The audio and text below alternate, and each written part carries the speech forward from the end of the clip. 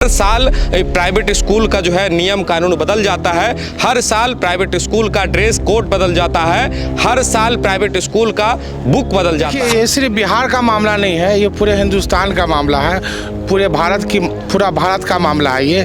और इसमें केंद्र सरकार को संज्ञान लेना चाहिए कि आपका जो सरकारी विद्यालय है ना, उसमें कोई व्यवस्था नहीं है, ना पढ़ाई की व्यवस्था है, ना खाने पीने की व्यवस्था है, ना शौचालय की व्यवस्था है, ना पानी पीने की व्यवस्था है। इसलिए मजबूरन गरीब बच्चों से लेकर के मिडिल क्लास वर्ग के, निम्न वर्ग के और अमीर लोग तो ऑब्वियसली जाते ही जाते हैं।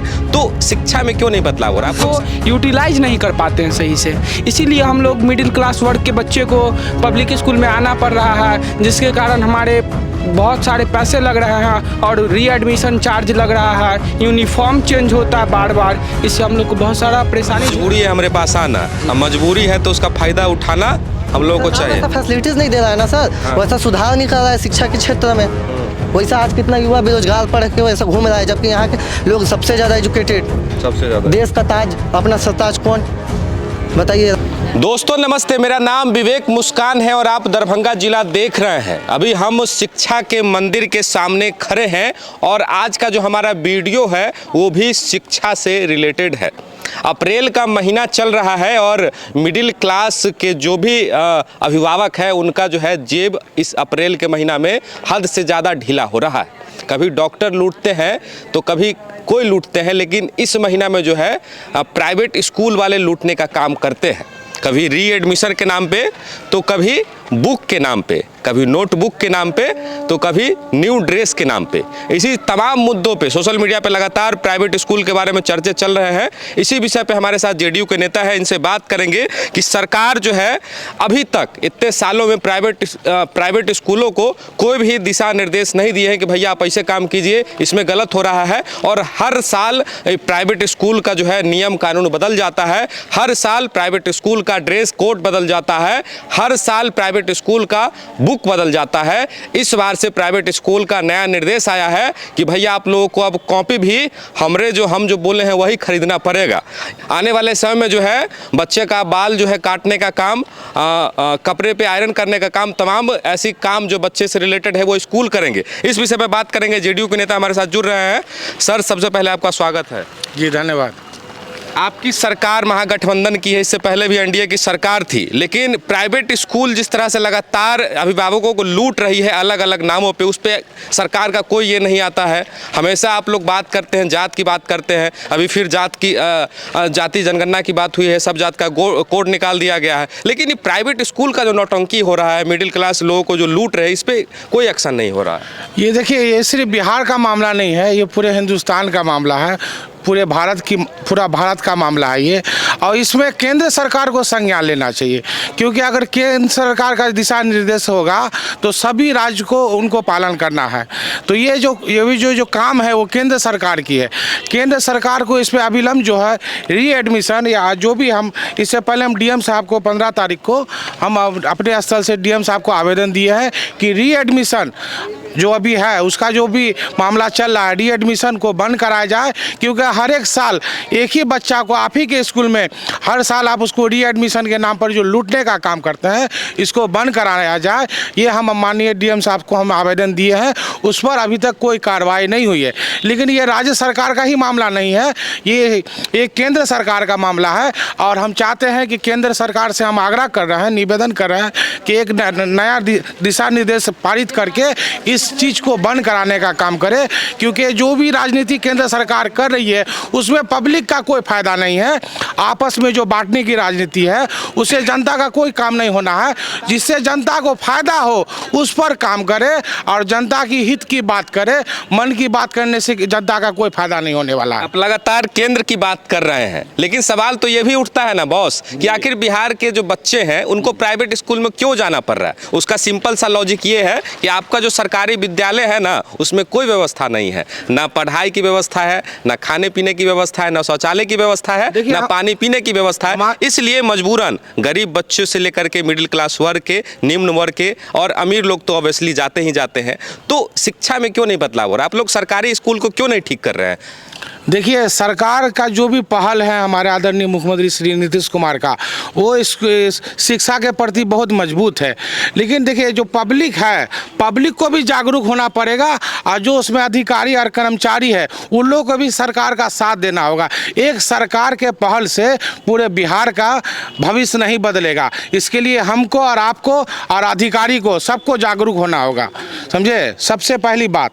दूसरी बात यह है कि स्कूल का व्यवस्था जो पहले से काफ़ी बेहतर हुआ है माननीय मुख्यमंत्री श्री नीतीश कुमार के रीजन में, और आगे भी बेहतर होगी।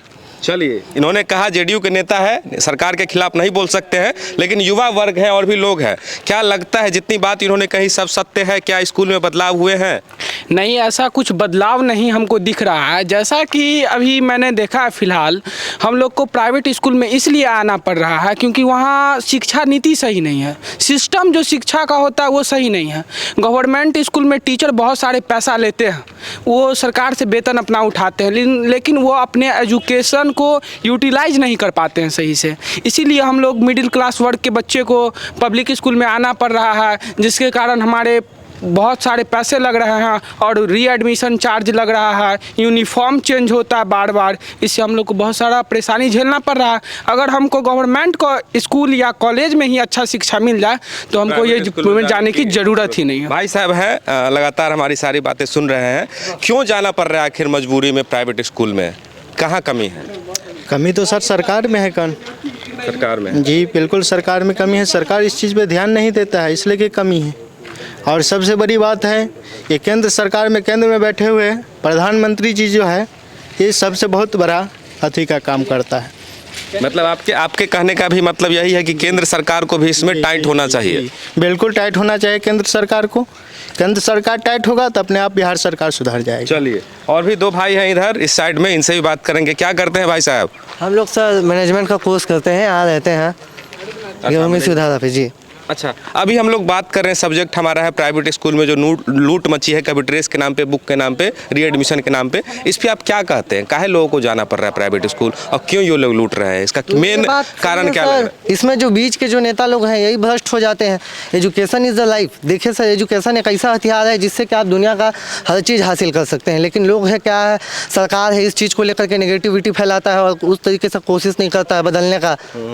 लोग प्राइवेट स्कूल तो में जाता है सर, उसका फीस नहीं पटा पाता, उतना कपड़ा का मतलब प्राइवेट स्कूल वाले को ये पता चल गया है कि इस सब का मजबूरी है हमारे पास आना, अब मजबूरी है तो उसका फायदा उठाना हम लोगों को चाहिए। ऐसा फैसिलिटीज नहीं दे रहा है ना सर। हाँ। वैसा सुधार नहीं कर रहा है शिक्षा के क्षेत्र में। वैसा आज कितना युवा बेरोजगार पढ़ के वैसा घूम रहा है, जबकि यहाँ के लोग सबसे ज़्यादा एजुकेटेड, सबसे ज़्यादा देश का ताज, अपना सरताज कौन बताइए? राजेंद्र प्रसाद सर हमारे माननीय अध्यक्ष थे यहाँ के। हमारे साथ जेडीयू के नेता वो कह रहे हैं कि इसमें केंद्र सरकार को करना चाहिए। क्या कहते हैं, सही बोल रहे हैं क्या? केंद्र सरकार को भी करना चाहिए। अब केंद्र सरकार अगर नहीं करेगा तो कौन करेगा? वो फिर क्यों बैठा है दिल्ली में? अगर वो स्टेट की हर लोगों की जिम्मेदारी लेता है, एजुकेशन खास करके सबसे बड़ा हथियार होता है, उसको पूरा यहाँ से पूरा सुधार करना चाहिए और नीतीश सरकार को भी ध्यान देना चाहिए यहाँ पूरी तरीके से।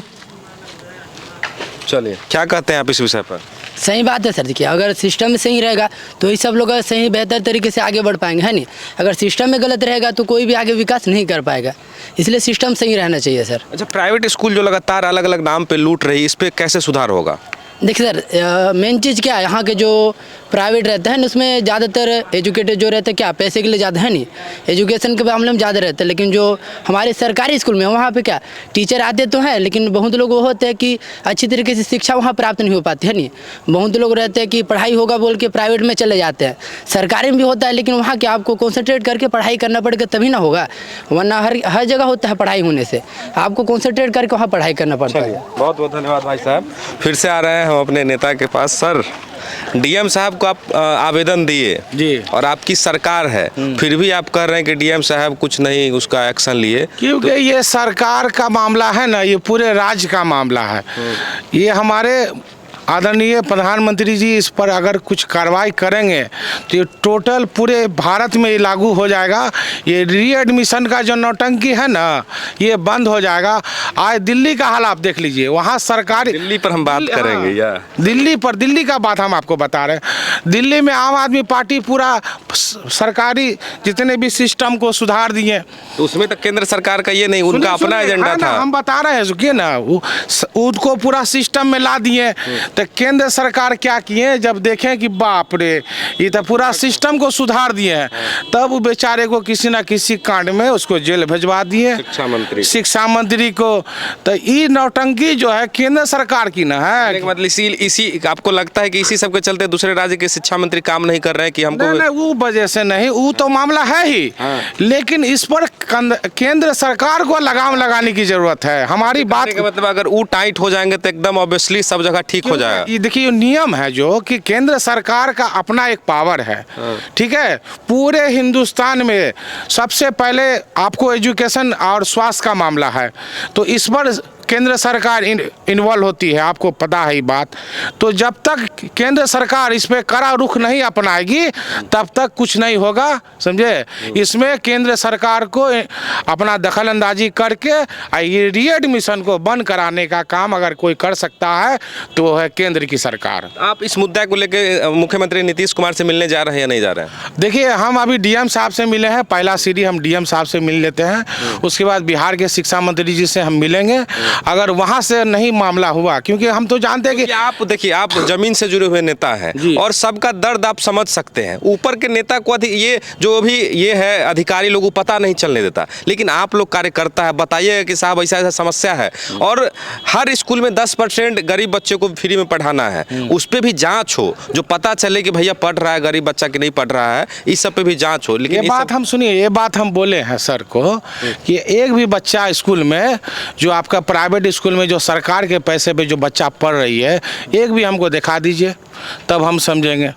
ये सब देखिए, ये सब सरकारी स्कूल वाले का सेटिंग है और इसमें हम आप पहले भी बोले हैं, अभी भी बोल रहे हैं, जब तक केंद्र की सरकार इसमें अपना रुचि नहीं दिखाएगी तब तक गरीब जनता, समझे। हम प्रधानमंत्री जी से आग्रह करते हैं कि मन की बात भी कीजिए और थोड़ा सा काम की बात भी कीजिए, बच्चे लोग को आगे पढ़ाने का भी काम कीजिए। चलिए, समझे, मन की बात भी कीजिए और थोड़ा काम की बात भी कीजिए। बाकी बिहार की स्थिति से आप लोग भली भांति अवगत है। बाकी इस विषय पे अपनी राय कमेंट करके जरूर बताएं और वीडियो अच्छा लगा हो तो लोगों तक पहुंचाएं, शेयर करें। बहुत बहुत धन्यवाद।